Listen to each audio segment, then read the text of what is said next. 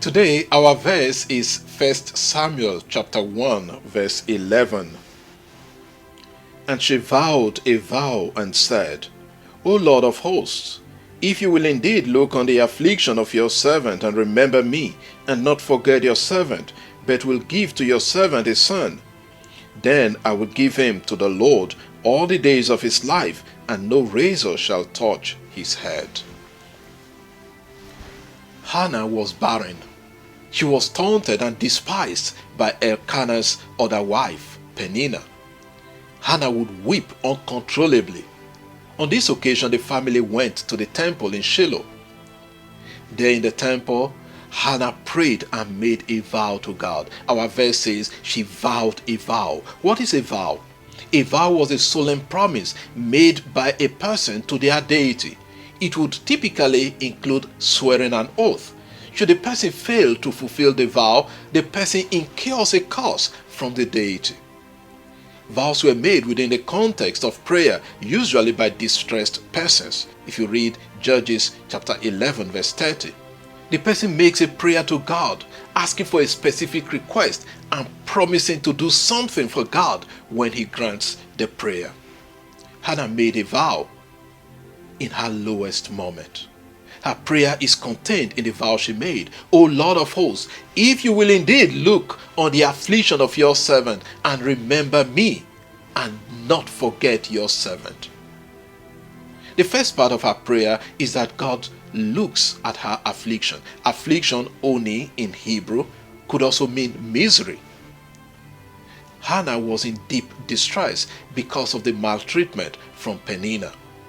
She prayed to God to remember her. She was straightforward on what she wanted God to remember her for. Give your servant a son. She did not ask for a daughter. Why a son? She wanted to offer the son to the service of God in the temple. Guests could not perform such functions at that time. She made two vows to God. The first vow is that she will give the child back to the Lord all the days of his life. She wanted a son to serve in the temple all the days of his life. Something is interesting here. This woman is asking for a child only to offer him back to God. It was indeed to remove her shame. Her second vow was that no razor would touch the child's hair.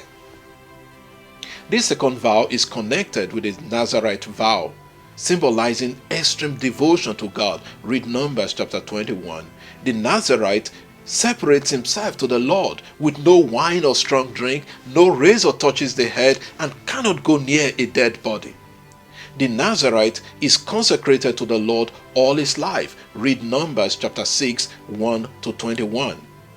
The Nazarite was fully consecrated to the Lord all their lives. Samson and John the Baptist were Nazarites. We see that Hannah made a strong vow to God. What do we learn from Hannah? Sometimes we make vows to God, especially when parents seek children in marriages. In some cases, they may be looking for a child, or some people make vows asking for either a male child or a female child. Do we fulfill the vows when our prayers are answered, or do we forget we had made such vows?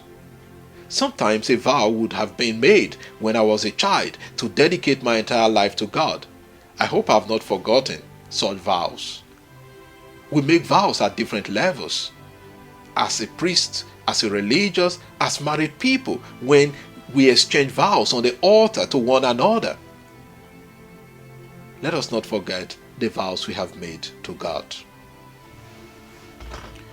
Lord, help us keep the vows we have made to you as priests, religious, or married people, or for particular intentions. Amen.